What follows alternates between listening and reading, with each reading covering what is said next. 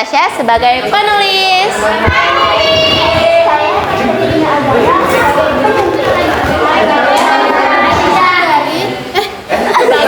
Sebagai penyunting, peneliti.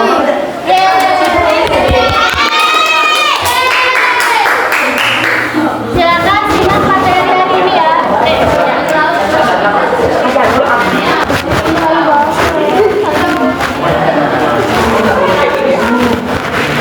Latar belakang topik ini kami ambil setelah melihat sebuah fenomena digital yang menunjukkan tentang moralitas Gen Z dan Gen Alpha ke orang yang lebih tua dari mereka, yang membuat banyak pertanyaan di benak masyarakat umum. Apakah perangkat digital sangat berpengaruh dalam fenomena ini? Serta banyaknya Gen Z dan Gen Alpha yang lebih memilih menyendiri dan tidak memiliki kemampuan bersosialisasi yang baik. Hal ini juga buruk dikarenakan Gen Z dan Gen Alpha adalah generasi penerus yang sangat perlu kemampuan sosialisasi, bukan hanya perlu tapi juga wajib untuk kesuksesan bangsa di masa yang akan datang. Gantian. Lanjut. Rumusan masalah yang pertama adalah seberapa besar peran orang tua terhadap pengembangan sikap dan penggunaan perangkat digital yang digunakan para kalangan Gen Z dan Gen Alpha. Yang kedua, apa upaya yang perlu dilakukan para Gen Z dan Gen Alpha dalam perubahan sikap yang bisa saja terjadi, seperti sikap individualisme dan rendahnya etika yang terjadi pada masa sekarang. Yang ketiga, mengapa penggunaan perangkat digital menjadi salah satu penyebab utama dari perubahan etika seorang, khususnya Gen Z dan Gen Alpha? Tujuan penelitian. 1. Untuk mengetahui seberapa besar dampak negatif yang ditimbulkan dari penggunaan perangkat digital yang berlebihan. 2. Mengedukasi kepada orang tua agar membatasi penggunaan perangkat digital terhadap anak-anak di bawah umur. 3. Memberi kebijakan terhadap anak-anak yang menggunakan perangkat digital berlebihan. 4. Untuk mengetahui penyebab utama dari perubahan etika seorang Gen Z dan Gen Alpha. 5. Untuk mengetahui bahwa Gen Z dan Gen Alpha bisa mengalami sikap individualisme yang disebabkan oleh kecenderungan terhadap pengaruh digital.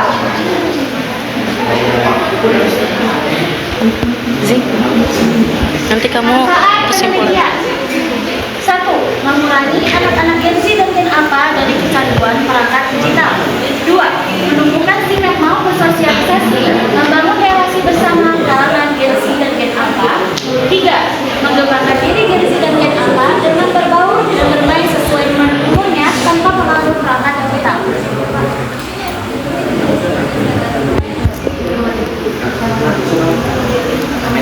Metodologi penelitian. Kami menggunakan beberapa metode penelitian untuk bisa mendapatkan data-data penting terkait penelitian kami sebagai berikut. Observasi.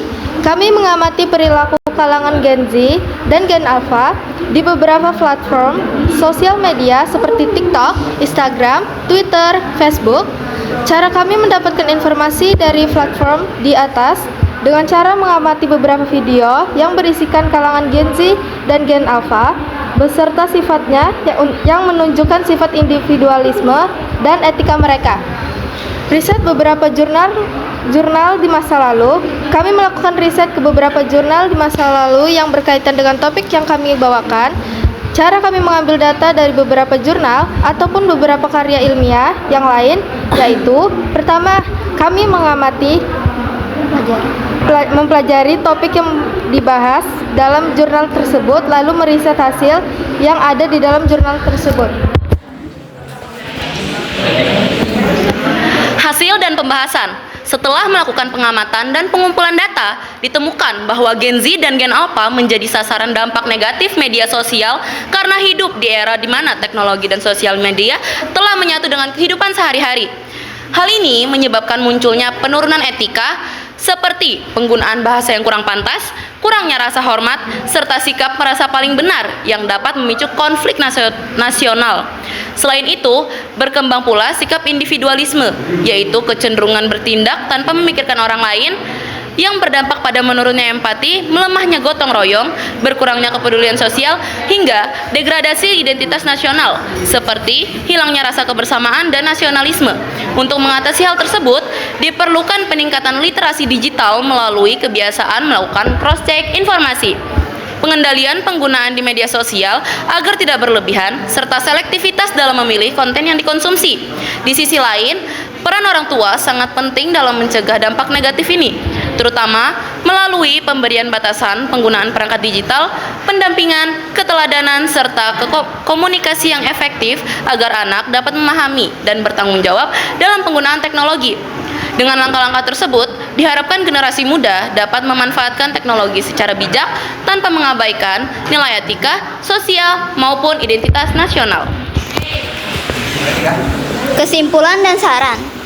Berdasarkan hasil penelitian, peran orang tua memiliki pengaruh yang sangat signifikan terhadap perubahan sikap generasi Z dan Alpha. Penggunaan perangkat digital, terutama dalam mengatur intensitas penggunaan gawai dan mengontrol konten yang diakses anak.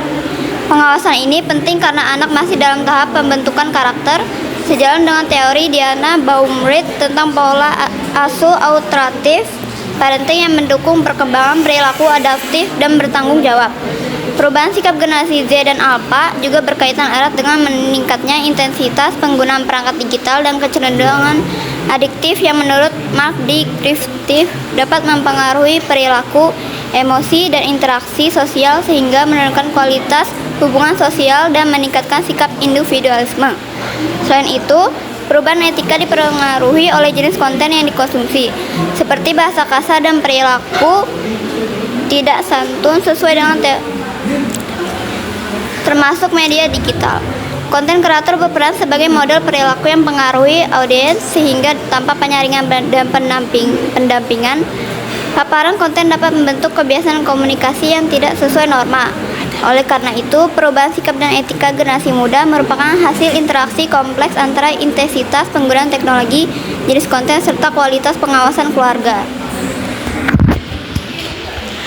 Disarankan agar pembaca memiliki literasi digital yang baik dalam memilih konten, mengingat platform digital menggunakan algoritma berbasis attention economy, seperti dijelaskan Tristan Harris, yang dapat memicu overstimulation dan berdampak pada kelelahan mental, serta gangguan konsentrasi dan emosi. Peran orang tua juga sangat penting dalam memberikan batasan durasi dan jenis konten sesuai rekomendasi American Academy of Pediatrics. Selain itu, individu disarankan berkonsultasi dengan tenaga ahli seperti psikolog untuk memahami dampak media digital. Karena menurut Daniel J. Levitin, paparan informasi yang berlebih dapat menyebabkan kognitif